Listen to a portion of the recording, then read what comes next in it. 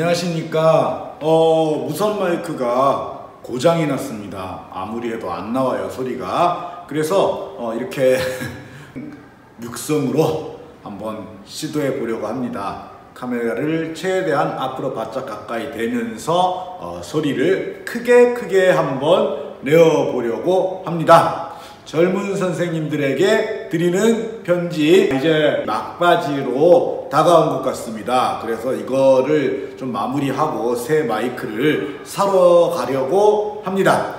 자, 이 영상이 만약에 업로드 된다면은 이렇게 저의 생 목소리로 하는 것도 뭐 그렇게 나쁘진 않았다, 뭐 이렇게 이해하시면 되겠네요. 자, 교사가 되면 뭐가 좋은가를 계속 이야기하고 있었습니다. 오늘 말씀드리고자 하는 것은 놀이입니다. 흔히 일과 놀이를 분리합니다. 그래서 일하는 시간이 끝나면 노는 시간, 그래서 야, 오늘 일 끝났으니까 놀아야지, 뭐 이렇게 얘기하지 않습니까? 학생 때도 그래왔습니다. 그래서 공부하는 시간, 노는 시간, 이렇게 이야기를 해왔습니다. 그런데 실제로 역사를 이렇게 살펴보면은 사람의 가장 창조적이고 인간적인 그러한 결과물들은 대부분 노는 시간 속에서 나왔습니다. 사실은 사람뿐이 아닙니다. 동물 세계를 보더라도 어느 정도 이렇게 사람과 좀 가까운 포유동물들의 세계를 보면은 어린 개체들은 항상 놀면서 배웁니다. 가령 개과나 고양이과 동물들은 새끼들끼리 서로 놀면서 자기들이 필요로 하는 사냥 기술과 전투 기술을 익히지 않습니까? 사람도 마찬가지입니다. 일을 일로 배워가지고야 무슨 재미가 있겠습니까? 그런 경우에 일은 고역이 되는 거죠.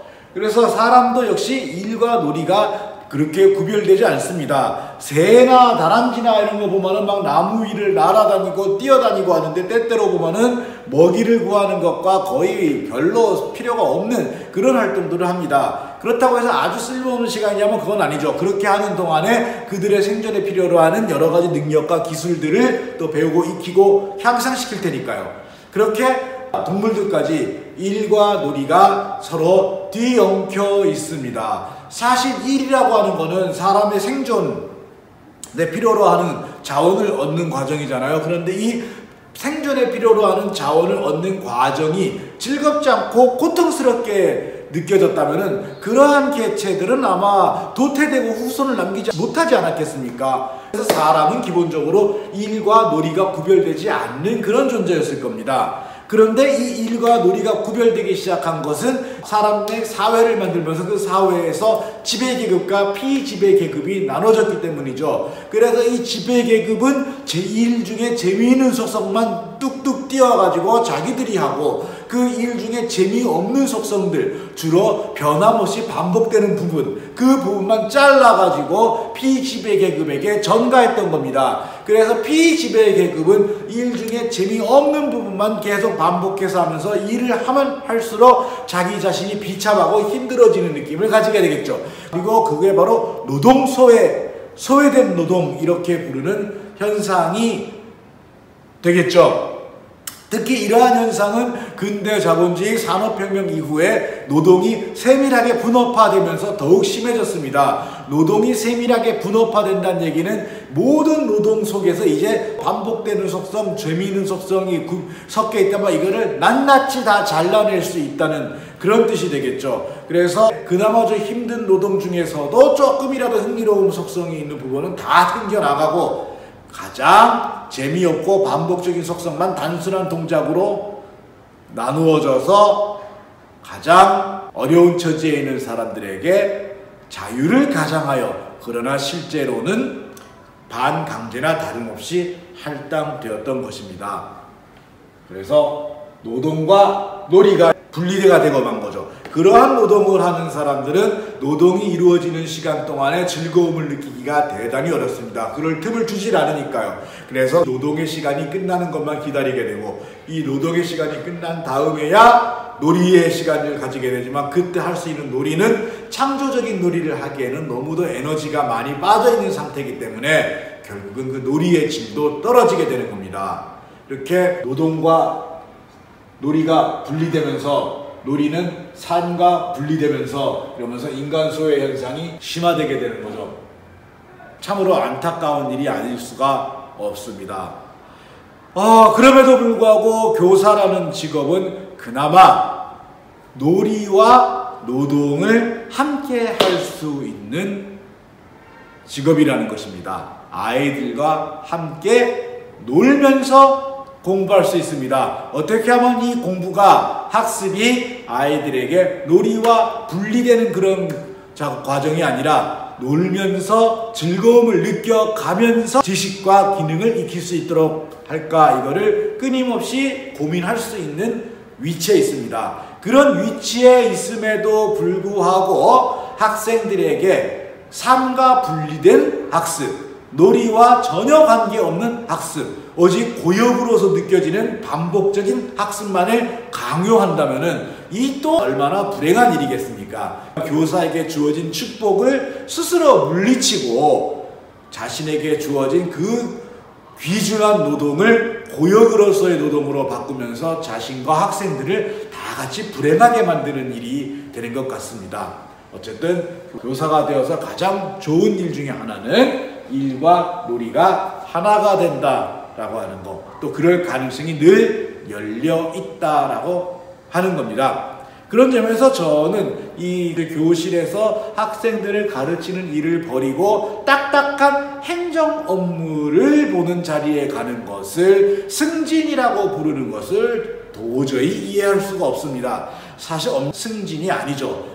교사가 장학사나 장학관 혹은 교장이나 교감이 된다고 해가지고 호봉이 단 1호봉도 오르지 않습니다. 같은 봉급을 받거든요. 이거는 이미 나라에서 서로 다른 일을 하는 사람들이며 다만 직책의 구별에 의하여 약간의 지시하는 상황이 발생할 뿐이라고 이야기하고 있는 겁니다. 그거를 굳이 교사들이 억지로 없는 승진의 의미를 갖다 붙일 이유가 있겠습니까? 그런 의미를 갖다 붙이다 보면 어느새 행정일은 높은 자리고 가르치는 일은 낮은 자리라는 인식을 만들어내는 게 아니겠습니까? 그런데 막상 스스로 높다고 생각해서 행정일을 보는 자리에 갔을 때 느껴지는 그 아득한 소외감.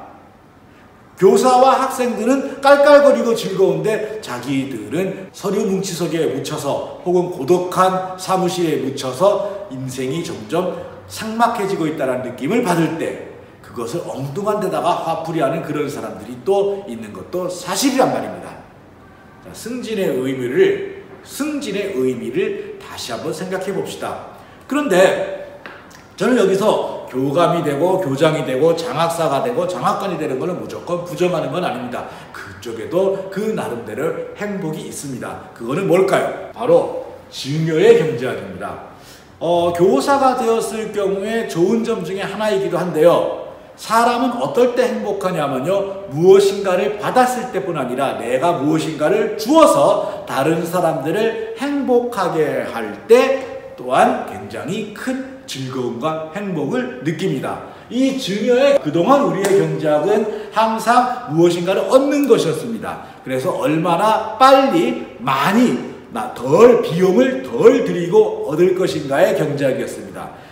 이러한 경제학 속에서는 무엇인가를 줌으로써 다른 사람에게 도움이 됨으로써 행복을 느낀다라고 하는 것은 아예 생각하지 않고 있었습니다. 그러나 오늘날 많은 심리학자들과 문화인류학자들은 인류 사회 곳곳에 증여의 경제학, 무엇인가를 줌으로써 행복을 느끼는 그러한 증여의 경제학이 작동하고 있다는 것을 많이 밝혀내고 있습니다. 그런데 경제학 역시 무엇인가를 얻는 것에 관심이 있는 것은 무엇인가를 얻는 것 그 자체가 아니라 그걸 통해 가지고 행복을 얻기 위해서였죠. 그러니까 얻어서 행복하나 줌으로써 행복하나 어쨌든 행복의 총량이 같다면은 그것은 결국 그 사람의 인생관일 뿐입니다. 물론 저는 주기만 해야 된다라고 생각하진 않습니다. 얻기도 해야죠. 얻어서도 행복합니다. 다만 얻어도 무엇인가를 획득함으로써 내가 누릴 수 있는 행복의 양이 그 획득하는 자원의 양과 늘 1:1 관계는 아닐 거라는 얘기입니다.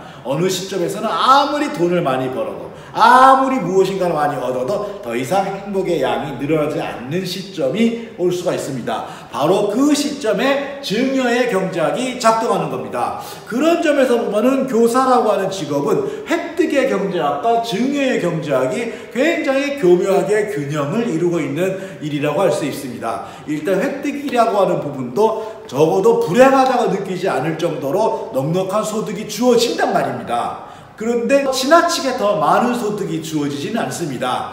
그런 점에서 획득의 경제학을 충족합니다. 그리고 일하는 과정 속에서 자기가 원한다면 점점 더 많은 학생들에게 더 많은 것을 줄 수 있는 자리가 또한 교직이기도 합니다. 그렇기 때문에 증여의 경제학도 작동합니다. 사실 이렇게 증여의 경제학을 작동시킬 수 있는 일자리가 많지는 않거든요. 더구나 이 증여의 경제학은 이러한 공식을 따라갑니다. 여기서 이 증여가 두 종류의 함수관계로 나타나는데, 하나는 내가 얼마나 다양한 것을 줄 수 있느냐입니다. 얼마나 다양한 것을 줄 수 있느냐이고, 이것은 내가 줄 수 있는 사람이 얼마나 다양한가입니다. 그러니까 내가 다른 사람에게 줄 수 있는 것의 종류가 다양할수록, 가령 똑같은 것을 계속 주면은 그것을 줌으로써 얻는 행복에도 그 수학 체감의 법칙이 작동해가지고 어느 시점에서 그냥 멈추고 말겠죠. 그럴 때 내가 또 다른 것을 줄 수 있으면 더 좋지 않겠습니까? 돈을 나눠줄 수 있고, 육체적으로 도움을 줄 수도 있고, 혹은 내가 여러 가지 사회 관계를 확장시킴으로써 또 도움을 줄 수가 있고, 뭐 등등 내가 도움을 줄 수 있는 것들이 종류가 자꾸 많아질수록 나는 증여의 경제학을 통하여 더 행복해질 겁니다.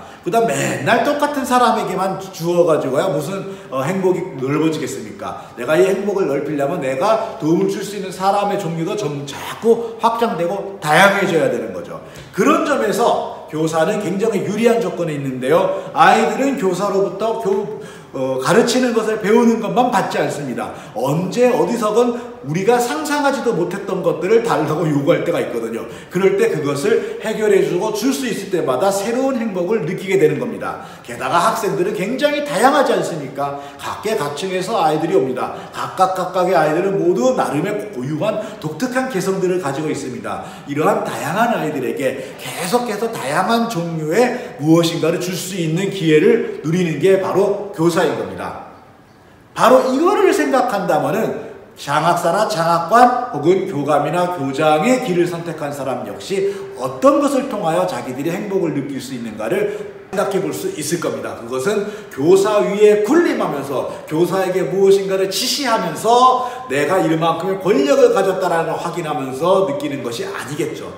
내가 그 전에 교사의 입장에서는 학생에게만 도움을 줄 수 있었는데, 이젠 내가 다른 직종으로 옮겨감으로써 학생은 물론 교사들에게도 도움을 줄 수 있다. 그럼으로써 자신의 증여의 경제학의 피와 질을 늘려나갈 수 있다는 거죠. 그럼으로써 행복을 느끼게 되는 겁니다. 그래서 그것을 승진이라고 생각하지 말고 더 넓은, 더 많은 증여, 또 새로운 증여의 경제학을 달성하기 위하여 다른 위치로 옮겨갔다라고 생각을 해야 될 겁니다. 그렇게 생각하고 장학사, 장학관, 교감, 교장이 되는 분들은 아마 행복한 그 생활을 하게 될 것이고요. 그렇지 않는 분들은 괜히 그 자신의 공허함을 교사에게 권력을 행사함으로써 해소하려고 하다가 결국 인간관계만 나빠지면서 고독하게 인생을 마무리하게 될 것입니다. 자, 이렇게 교사가 되면은 무엇이 좋은가에 대해서도 쭉 살펴보았습니다. 그 밖에도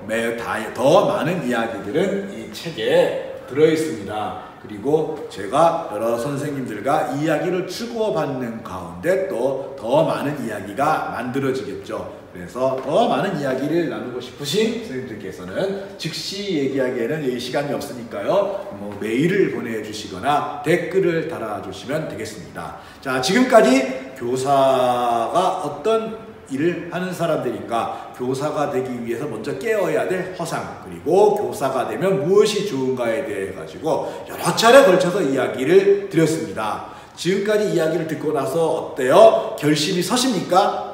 교사가 꼭 되어야겠습니까? 혹은 나의 교직 생활을 여기서 마무리하고 싶습니까? 혹은 앞으로 정년할 때까지 쭉 계속 이어나가고 싶으십니까? 저는 여기서 꼭 교사를 지망하시는 분, 그리고 교직을 계속 이어나가시는 분들을 늘리고자 하는 것은 아닙니다. 다만 해야 할 분들이 교직을 선택하고 해야 할 분들이 교직에 되도록 오래오래 남아 있었으면 하는 마음인 것이죠.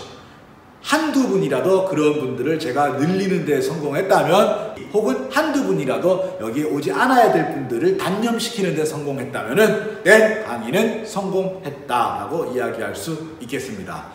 이 생목소리로 녹음을 하니까 굉장히 피곤하네요. 자, 여기까지 하도록 하겠습니다. 고맙습니다.